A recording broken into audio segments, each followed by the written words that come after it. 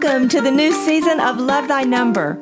I am so excited to share stories from people who are loving the gift of their own Enneagram numbers. I'm Danae King. I'm a type 7, and I'm so happy to host this conversation with you. Good morning, everyone, and welcome to this week's podcast, y'all.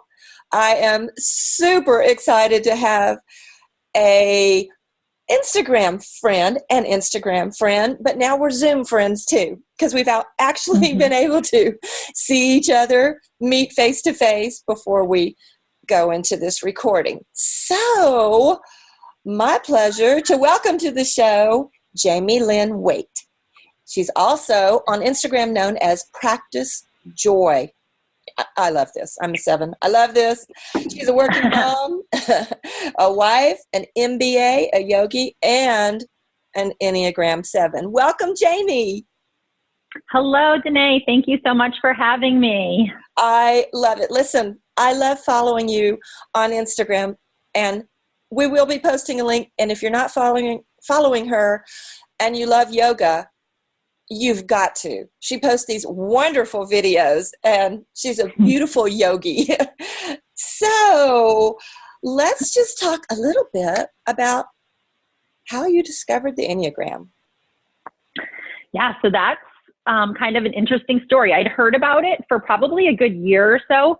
In a former life, I was very into the Young Living multi-level marketing company. Oh, and essential. They talked a lot about, I'm still very into my oils. I just don't sell anymore. It became too much for me. But they talked a lot about the Enneagram, and I, kind of looked at it, but it just wasn't the right time for me. And then last winter, I kind of had a little bit of a low point for myself, which forced me to do a little bit more of a little self-discovery. And I re-found the Enneagram, and that's when it really, really clicked for me. I got obsessed, followed all of the Enneagram accounts on Instagram, started listening to podcasts, getting all of my family, coworkers, and friends to take their tests. I Googled how to get certified, but I slowed myself down because I saw the 7-ness in that. I was going to say, as any good 7 would do. We go heads as any good 7 would do. Yes. But then I thought, actually, you know what? I don't need to be certified. I already know it all, which is another 7 trait. But yeah, so that was just last May. I think it was sometime this fall where I did a little search in my journal to figure out when I really got into it. And it was shocking to me that it was only last May, because it hasn't even been a year. And it's definitely been the most life-changing thing that I've learned, about myself and how I relate to other people and all that jazz. See, that's the thing, is I think it becomes very intimidating for a lot of people who do see all of the Enneagram accounts and all of the different aspects of it that, we can talk about we could, but I don't want to focus on that. But, it's like, I can't. It's too much, and it looks like a whole master's degree program. But when you find your type, and you find those key elements that make you go, oh my gosh, this makes all the difference in my life and my relationships. I'm not saying that's all you ever want to know, but don't you think just stepping in that amount is life-changing?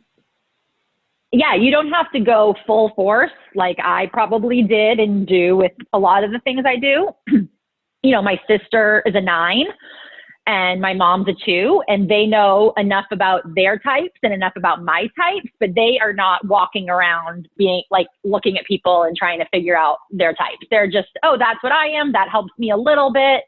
And that's enough for them right now. Awesome. That's all I've tried to encourage is, if you're looking for just some little key points and why you do things, just check out the basics. My goodness. And then you can take it as far as you want. But that, as a type 7, we tend to be that person in the family a lot, the high energy person. And did you see that when you were growing up, when you were a kid? Did people recognize that? Oh, yeah. Well, just like I got my mom and my sister to figure out their Enneagram numbers, I also got them selling Young and Living essential oils. I've also gotten them into yoga. I get them hooked on, back in the day, if there was a diet that I was into, they'd be on the diet too. So yeah, I'm very much that influencer in my family and in my circle of friends. And you were the happy one, and then right? they're still into it, and I move on, and then they're like, "Excuse me, aren't we still doing this?" And I'm like, "No." Oh, that's so familiar. And ditto. Yeah. I got in things. I got my mom in things. I got my daughter in things. And it was like, and somehow we're great salespeople.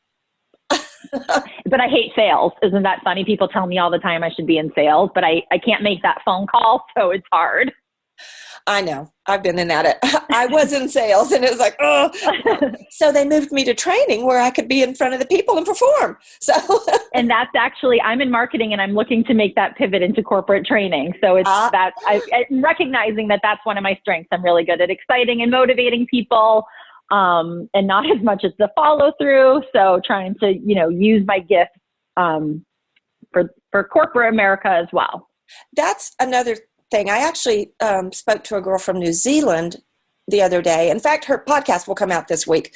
And that's what she does. She has been into, Myers-Briggs and the Enneagram and Personality Hacker and all these different things. And now she helps people in their business world put all these, tools to work to find our niche, but maybe we don't have one niche. Right. And that's actually, I'm excited to kind of take Practice Joy in a little bit more of that direction. When I first launched it, it was 3 years ago, and it actually stood for Jaime's Open Yoga. It was before I knew about the Enneagram. So it was before I kind of knew that I was joyful as a Enneagram 7. It wasn't even a word that I usually used all the time. I just kind of made it up. Jaime's Open Yoga. It was around the holidays. It was me and my friend that's another marketing girl were brainstorming, and there was a joy sign on the wall. So it was just kind of one of those, like, the universe made it happen. And good. It's so great because now, while I'm still into the yoga thing, I'm much more into kind of understanding yourself and personal development. And so I'm able to kind of still use this thing that I created 3 years ago. And it kind of gets to pivot with me. And as an Enneagram 7, that's pretty amazing. That's fabulous. I love that. I love the Practice Joy. I think that's such a perfect name.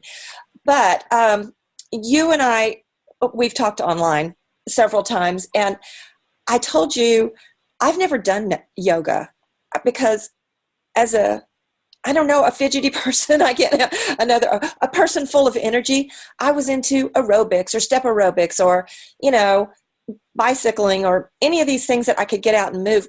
But I saw you, and it was like you seemed different. You have the movements, the beautiful yoga movements, but you also have this, you asked about a song, what motivation songs do we have? And you and I clicked on Queen, Don't Stop Me Now. Mm-hmm. And then you dropped this little interesting bomb and said what? That you thought you would like to start a what? Kind of a sing-along yoga class. There we go. Yeah. I loved it. It's funny because I used to go to a sing-along spin class back in the day when I was like in my early 20s. And that was probably one of the only other times that I got really consistent with my workouts. I used to go to this spin class on Tuesdays and Thursdays at a gym on my way home from work. And it was because we were singing and dancing on the bike. It was a party on the bike. And so, yeah,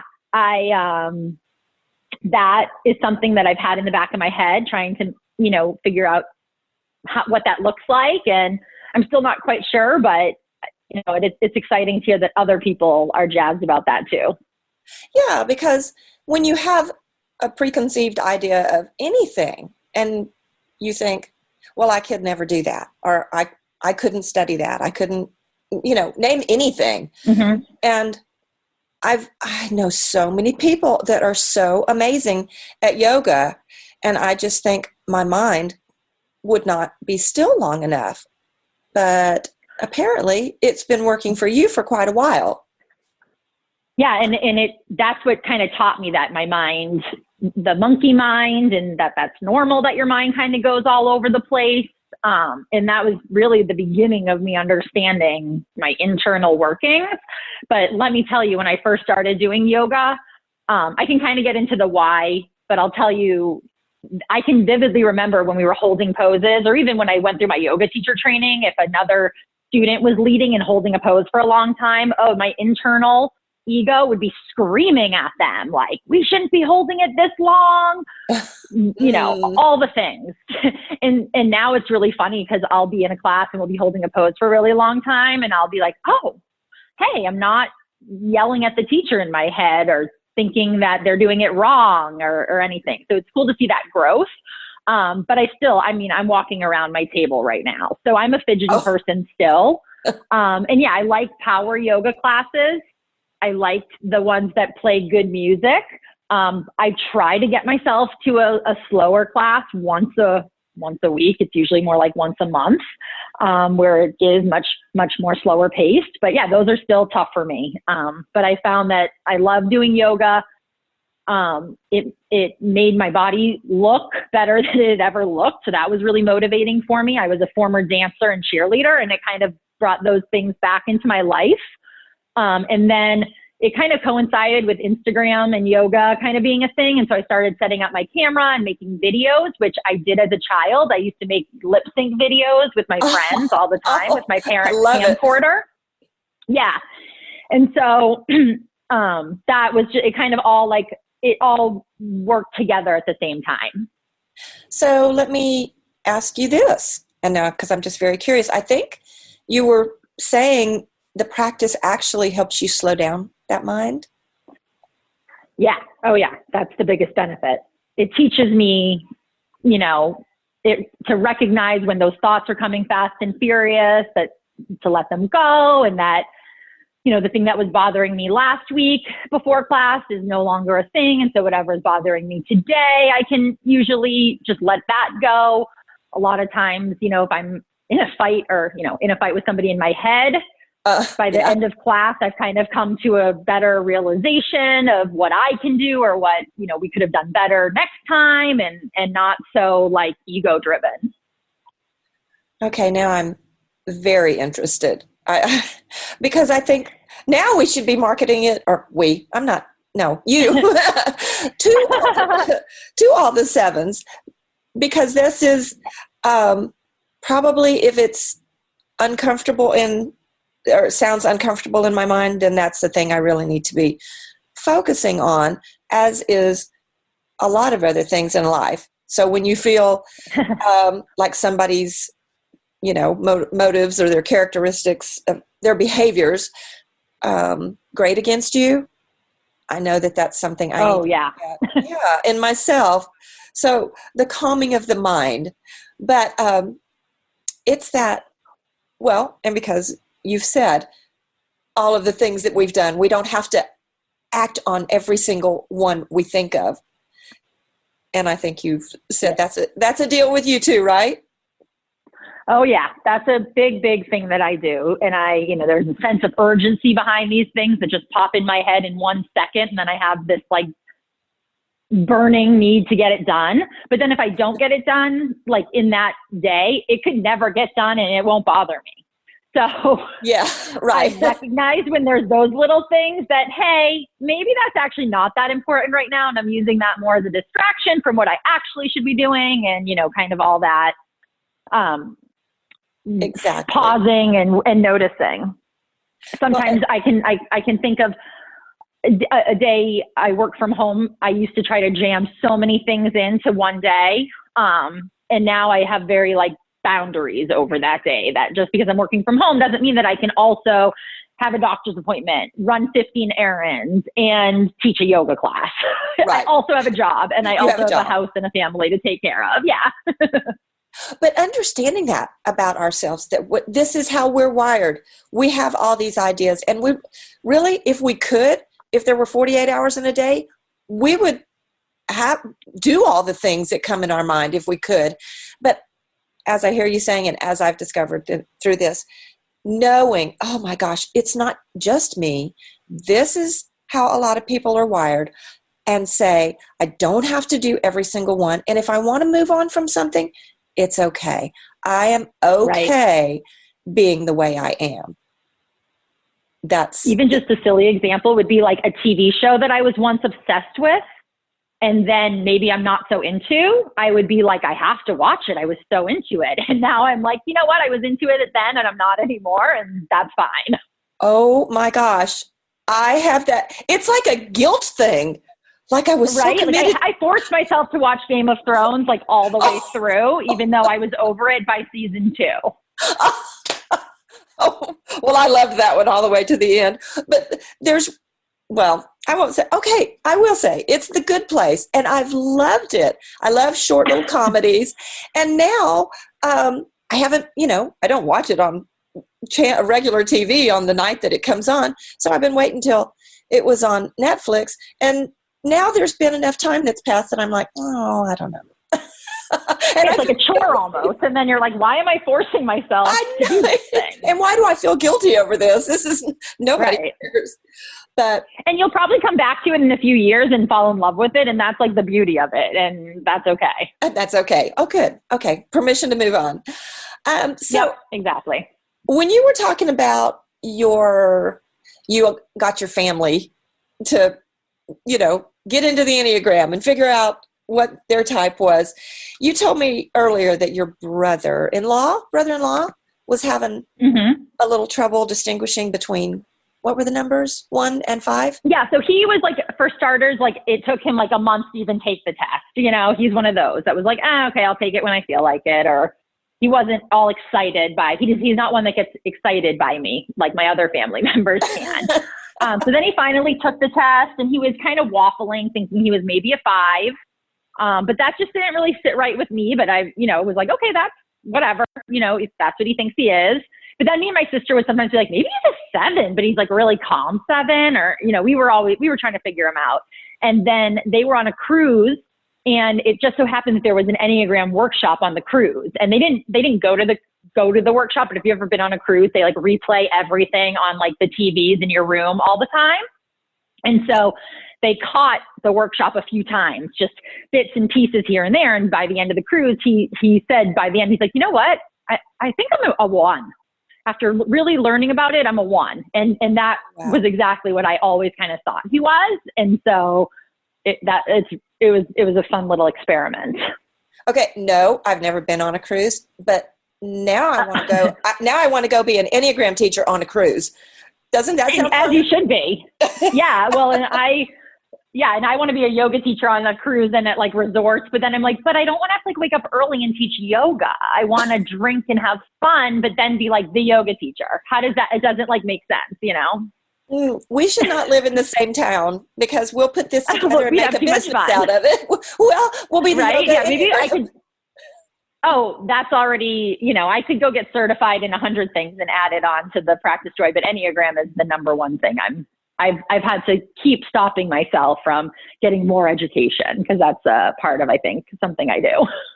Oh, there is no time limit. You can do it as you want. And I know we're exactly. And that's the thing. Let me get into it for a full year and then maybe pursue getting certified, instead of the 2 months in and jumping, full feet.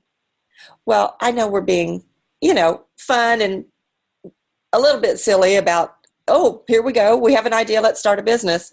But the truth is, this has been a growth for you as you have gone through your evolution of, life. Life brings you these challenges that are like, I can ignore them or I can find out what's going on. And like you said, you went last May and revisited the Enneagram, and it came to you at the right time. Just like when you were at the place and you saw the word joy. I literally believe that the universe opens things up for you when it's the right time. And you can't force this on anybody because it's not their time. But, or maybe you can. No. We can try. Yeah. But for it to take root, it has to be at a time when you're ready for a change. And speaking of change, you have a 1-year-old, is that right? 2-year-old. 2-year-old. So she was 1 when I really was going through a lot of change. Oh, well, in many ways you did. Having a baby is a pretty big change. Yeah. So I can kind of get into what brought me to how I think what really clicked for me when I figured out the Enneagram was that sense of freedom. That's the thing that motivates me. And up until I'd say I had my daughter, and even up until the point that she was 1 year old is when I went back to work full time, I just lost that freedom. And it wasn't something I needed. It's not something I knew I needed. And so, I would try to not book things, but my husband is a go-getter, and he'd be like, well, this is happening and we have to go do this. And my mom would be like, well, it's a family event. You're not going to come. And of course, then I would go. And so I was having no time for myself, no time for rest. And I crashed. I did. I just crashed. And that was when I finally, I had to take a step back and say, okay, I need time for rest. I need time for me. And why is that? And how come I'm different than you guys? And that's what finally, then I found the Enneagram 7, and that's when everything really clicked. Or not the Enneagram 7, but, identified as a 7 and realized that, I have all this energy, but I also really need that space and that freedom and that downtime is super important. Wow. That's a beautiful confession, because motherhood will throw a curveball at you. And there's just, there's not a lot, you can't know it until you're in it, for sure. But I love that people are having more conversations like this. You're just being very honest and saying, the shift in my life, I had to find out what was going on, and addressing that, the need for freedom, the need for slowing down. Just because you become a mother doesn't mean you change who you are. So you have to adjust your life. And I imagine that your yoga was a very, very beautiful way to help you find that calmness. Yeah, it really was. And it helped me there was a time period where it became more of a chore than like a luxury. And that, I needed to bring it back to being for me and not like something I have to do and have to share and have to. And so I really kind of like pulled back from that side of me and just really took care of myself. And that made all the difference. And that's another thing that young mothers, first-time mothers especially, don't get a lot. I think they get a lot more than they did a long time ago. I'll say when I was a long time ago going into this is we assume, okay, this is it. This child depends totally on me, and it's up to me to just give up my life and give it all to this child. And I think you said your mom is a 2, right? Right. And so that's what she did. And that's what that's what we were taught to do. And that's what she was taught to do. That too. And that's what my mom was taught. And so we had a lot of, moms that just crashed. And I mean, not that they, yours or mine crashed, but you have to put up this unbelievable facade that makes it look like when you are the mom going through the crisis of my life is upside down, then you think something's wrong with you. So I love that you're having this conversation and saying, I had to step back and find out what I needed for my self needs, my self-love.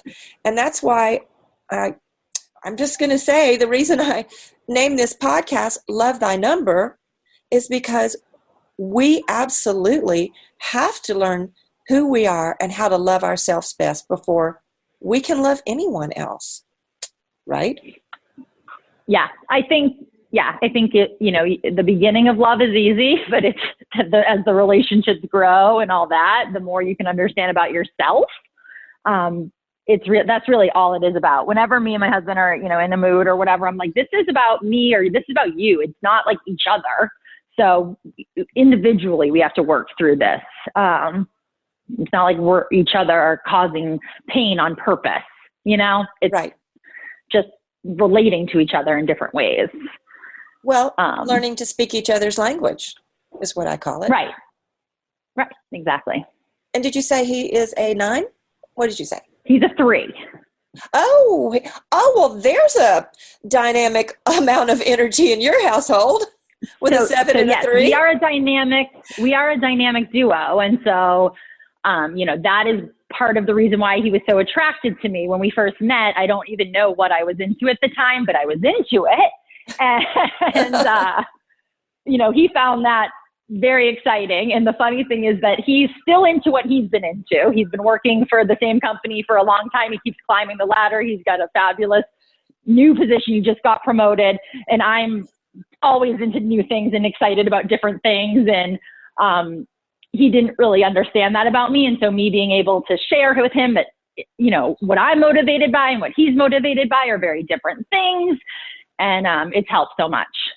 Oh, I'm so glad to hear that, because when you have those, so I listened to a podcast not too long ago, and the guy was a 3, and the girl who was interviewing him was a 7. And I thought this was fascinating. And it's just like you and I have talked about. It's that need to do so many different things and the freedom to be able to do them. And we get a bad rap a lot of times about, not being able to commit.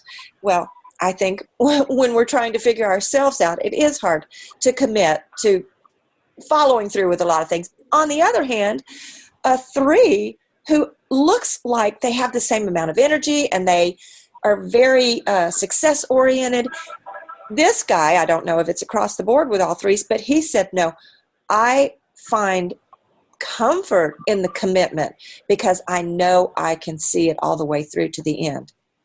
I was like, oh. And I would say that's my husband too. He, when I hear about, the inner child of a 3, I can definitely see that in my husband, knowing that if he won or if he was successful, that he would be rewarded.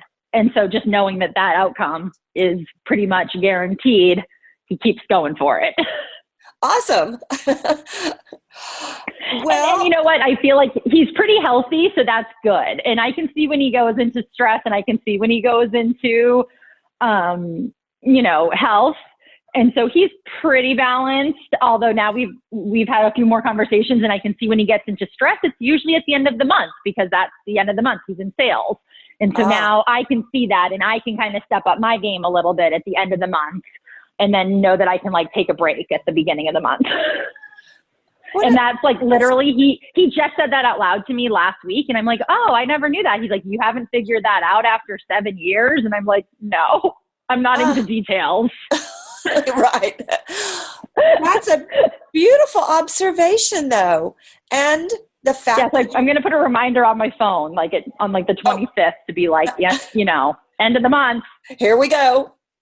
Yeah, but you're talking about it. You have a way of handling it. It's that assumption that he knows what I'm thinking, she knows what I'm thinking. We've been married for 7 years. We should just have this figured out by now. But I can tell you that constant communication is so absolutely priceless in keeping your relationship alive. Period. Alive. Not just alive, but thriving. Yes. And that's something that we're now recently doing. In the past, we would get in little, tips. He always would be the one to come to me because I would leave, as a 7, I would go to my room. I need to take a break. And I don't think there's anything wrong with taking a break, but I wouldn't want to go and have that hard conversation. And then him as a 3 and as a big feeler, he'd come to me and say, I'm sorry. And I love you. We love each other, kind of making a little joke of it. And we would hug and kiss and then we'd be fine. But we wouldn't actually discuss what happened. And so this year is me really leaning into those hard conversations, even when I don't want to have it, even when it would be more fun for me to keep listening to my podcast or color or my book. I'm like, oh, I have to talk to him. So. And then we get these little gems and it's really good. And then we have to have the same conversation in a month or 2. And and, keep working on it. But you're working. I'm so happy to hear this. This is what I'm talking about. We're now at a time where I think we can have these conversations because, back a long time ago, nobody would talk about, we're having an issue in our marriage. Well, and heaven forbid you go to therapy, because then you're just messed up. You're just messed up people. in truth, we all should be I'm going the one to in therapy. He's not quite there, but I'm like, as a 7, I'm just like, well, I've also Googled like getting my degree, master's in therapy, but then I realized I don't like dealing with other people's problems. So we quickly kiboshed that one. You know what? I started studying nursing. And then I realized, no, I'm not patient with sick people, which is terrible. And my mom, like, she's a teacher. She's a special needs high school teacher. And then she's always looked at nurses and been like, I wish we were as a nurse. And no, that is not for me. Nope. Know your strength. Know your strength. Yes. Oh, well, I've kept you on for over 30 minutes now. So let me just remind people, and I will put it in the show notes, that she is on Instagram, and y'all, her videos, you are going to love yoga, and I am going to find out. I wish you were here, but you're in Arizona and I'm in Georgia, and that's not going to work. But I'm excited that you're keeping this in your life and that you are focusing on what goes on in our minds and how we can, find a way to make ourselves as healthy inwardly and outwardly. And I just want to say, do you have anything you'd like to just throw out there to the listening world? Well, yes. Well, thank you. First of all, thank you so much for having me on. I would like to just share that I put kind of in my 2020 goals that I wanted to be on a podcast. And so I'm super excited that I'm here on with you. And, I actually took a little bit of a break from Practice Joy. And I had to get some clarity on like, what is it that I'm doing and why am I doing it? And so I'm really excited that I was able to take a step back. And I'm pretty much abandoning my personal Instagram account, which is where I used to post a lot of my yoga videos. Cause I'm like, I was posting over there more so to like keep up with the Joneses, I feel, posting family things. And really what I like to see on Instagram is more inspiration and tips and, how to just be a better, I always say Jamie, like Jamie, how to be a better me. Oh, how and so clever. That's very good. That's what I want to put out into, that's what I want to put out into the world. So I'm kind of, I have found that clarity, and as a 7, clarity is like really hard to come by. So I'm trying to harness it. And, I really want to be a kind of a destination for other 7s out there. I'm 36. So, not in the world, I'm not, but maybe in the Instagram world, I have some experience and I can kind of share with other younger people kind of coming up the corporate ladder, or maybe in relationships, trying to find that relationship and not quite sure why it's not sticking. And I just really want to, they always say, be the person that you needed when you were younger. So that's really what I'm trying to be. Well, that's our quote for the week. I always like to put a quote out there, but be that person that you needed. Because I used to follow a lot of like Tone It Up is one of my favorite accounts. And I still love to follow them, but I could not stick to a 5-day diet to save my life. I still can't, but that's just not me, and it never will be. And so, I want to teach people that there's other ways out there. That's why I love following you, is because you're so real. You're just so real. So I, again, thank you so much. Y'all, Instagram is a fun place to meet, just to really meet people. Go follow her account. And thank you. I look forward to connecting with you later. This won't be the last time. And I know it won't be. No. And thank you all. Truly, it's conversations like this that help me know we can figure out how to love our number and truly love the joy of who we are. Have a great week, everybody. Bye, Jamie. Bye. Thank you so much.